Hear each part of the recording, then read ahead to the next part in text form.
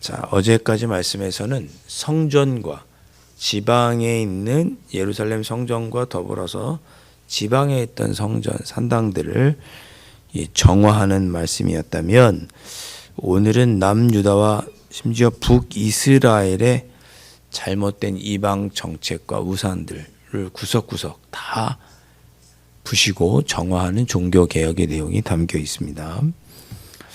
자, 10절에 보시면 왕이 그랬습니다. 왕은 이제 요시야 왕이죠. 왕이 또 흰놈의 아들 골짜기에 도벳을 더럽게 했다 그랬습니다. 왜냐하면 거기에 아무도 어떤 사람도 다시는 몰록에게 제사하지 못하게 하기 위해서. 몰록이라고 하는 이 우상은 어떻게 제물을 드렸냐면, 거기 보니까 자기의 자녀를 불로 지나가게 하는 방법으로 제사 드리는 것이 우상이 몰록이었습니다. 그러니까 이렇게까지 해야 되나 싶은데, 사람이 자기의 삶의 풍요와 자기의 삶의 이익을 위해서 자기 자식을 불로 태워서 드리는 그런 제사를 하는 우상을 믿으면서까지 풍요롭고 부유하고 잘 되기를 바라는 것이 이 몰록이라고 하는 우상을 섬기는 자들의 마음이었습니다. 자기 자식을 불에 태워서까지 내가 잘 돼야 되나요? 예? 여러분 어떠시겠어요? 내가 죽어서 자녀가 잘 되기를 바라시지, 자녀를 불에 태워서 내가 잘 되고 싶은 마음이 있으십니까? 그런데 이 몰록에게 제사 드리는 사람들은 그런 거예요. 예. 자녀를 불에 태워서 내가 잘 되고 내가 풍요롭고 비를 내리고 해서 내가 잘 되기를 바라는 그런 우상이 몰록이었습니다. 그것도 이스라엘 땅에 있었던 거예요. 예. 하나님을 섬긴다고 성전도 있고, 또 옆에 몰록을 섬긴다고 또 그런 제단도 있고, 어떻게 이럴 수 있을까? 하나님을 믿는다고 하는 사람들이, 직접 하나님께 구원받은 백성 이스라엘 사람들이 어떻게 이럴 수가 있을까?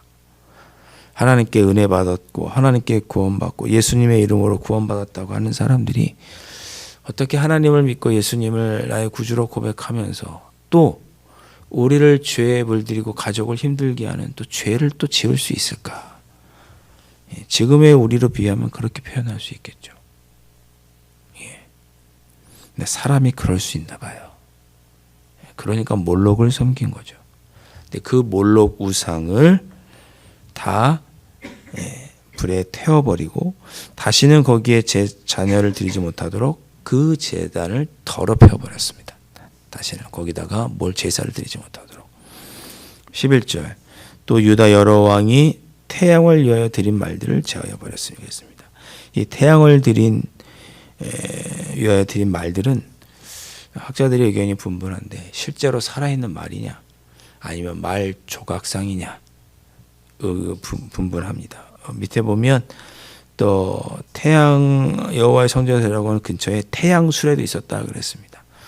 아마 황금으로 지은 그 조각한 말과 더불어서 조각한 태양 수레가 아니겠느냐, 학자들은 이렇게 보는데, 태양신을 섬기기 위해서 이렇게 말과 수레를 조각해서 여호와의 성전 들어가는 곳 근처에다가 두었습니다. 그것도 제거해버리고 불살라 버렸다 그랬습니다. 이 태양신은 아수르도 바벨론도 애굽 땅도, 그러니까 문명의 발상지였다고 하는 곳에서 다 섬기던 신이 태양신입니다. 이집트도 태양신을 섬겼고 아수르도 바벨론도 태양신을 섬겼고, 풍요의 신, 생명의 신이라고 부르는 것이 이 태양신이죠. 그것을 섬겼다. 그것을 다 제거해버리고 불살라버렸다. 여러분 이제 12절부터 쭉 19절까지 볼 때 빻았다, 불살랐다, 헐었다, 더럽혔다, 이런 표현들을 유심 있게 보십시오. 그런 표현들이 계속 반복해서 나옵니다. 12절 유다 여러 왕이 아하스의 다락 지붕에 세운 제단들과 므낫세가 여호와의 성전 두 마당에 세운 제단들도 요시야가 헐었다 그랬습니다. 오래전부터 있었던 거죠. 아하스는 히스기야 왕의 아버지잖아요. 예, 요시야 위로 한참 증조고조 할아버지 뻘인 거죠. 그가 세운 제단과 그의 아버지인 므낫세, 아하스의 아버지인 므낫세, 히스기야의 아들인 므낫세가 지은 제단도 다 헐어버리고. 13절 보세요. 또 예루살렘 앞 멸망의 산 오른쪽에 세운, 이 멸망의 산은 예루살렘 바로 앞에 있는 감람산을 의미합니다. 예수님께서 겟세마네에서 기도하셨던 그 산.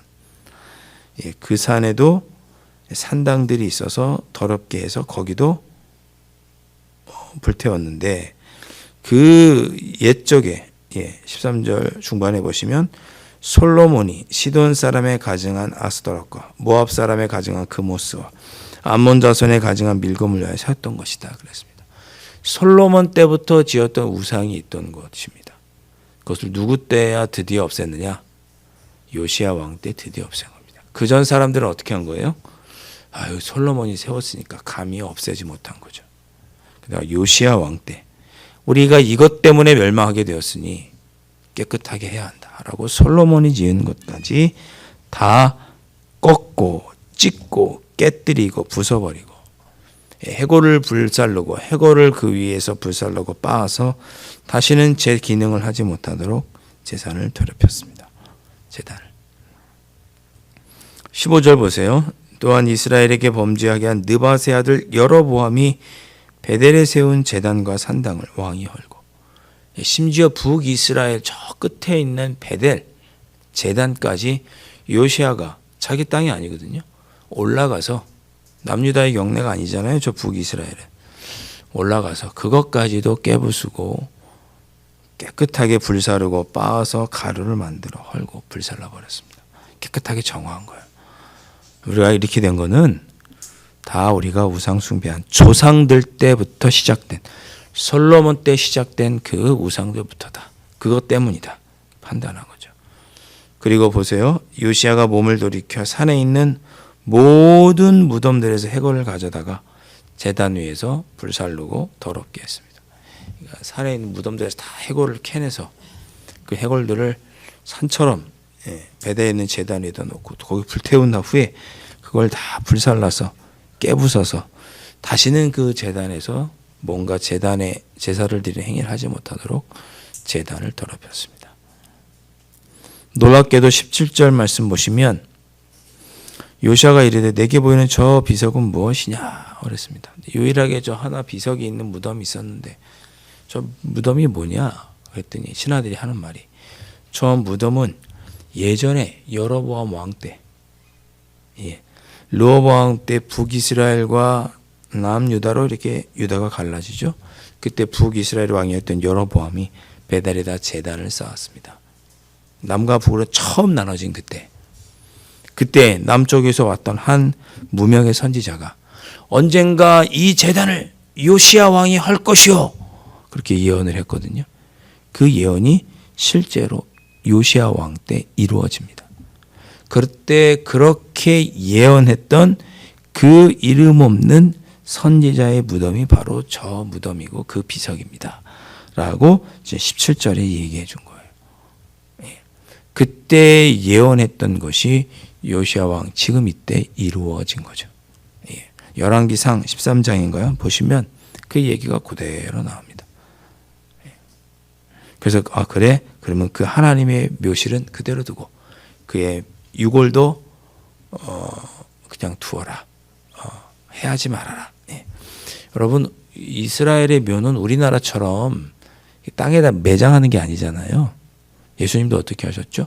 동굴에 파서 거기다 사람을 이렇게 넣는 게 장례법이었잖아요.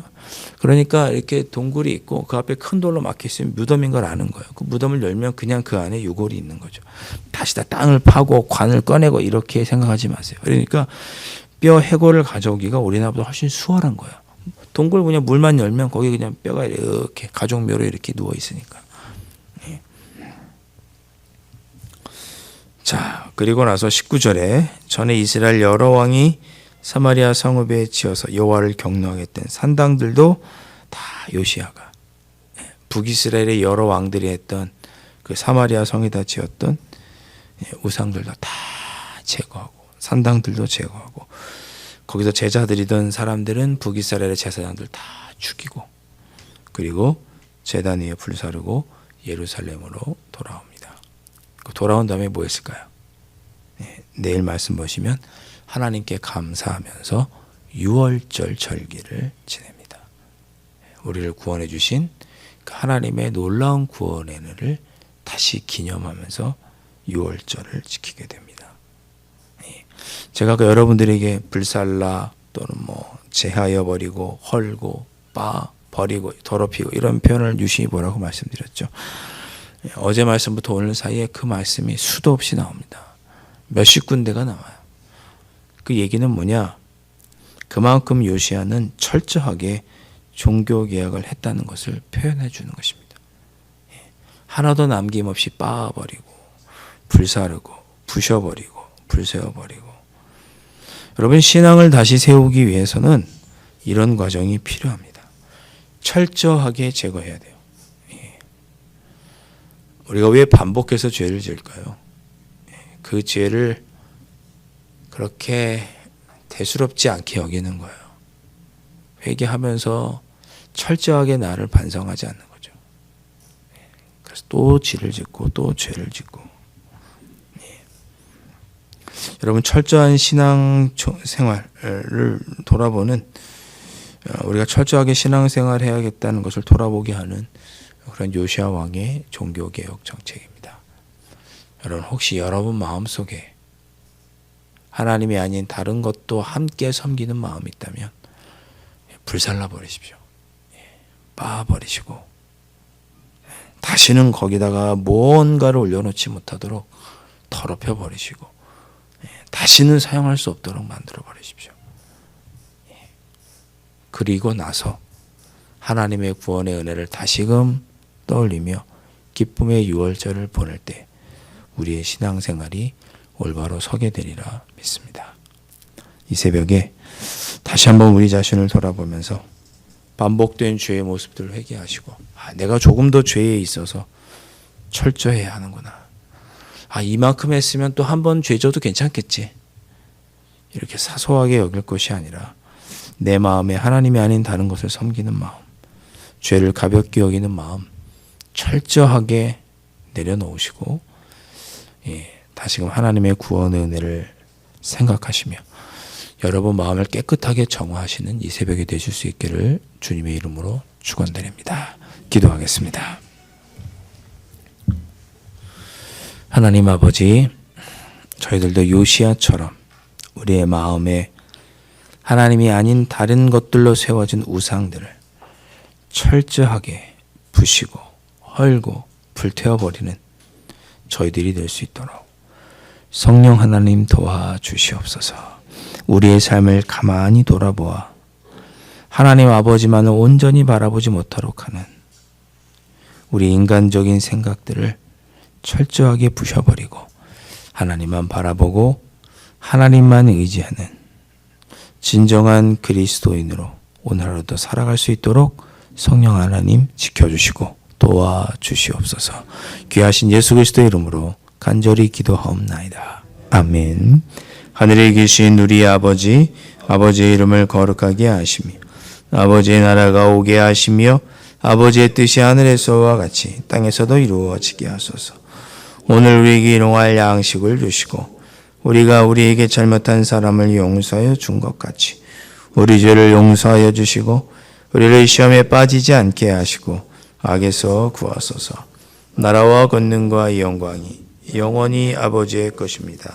아멘.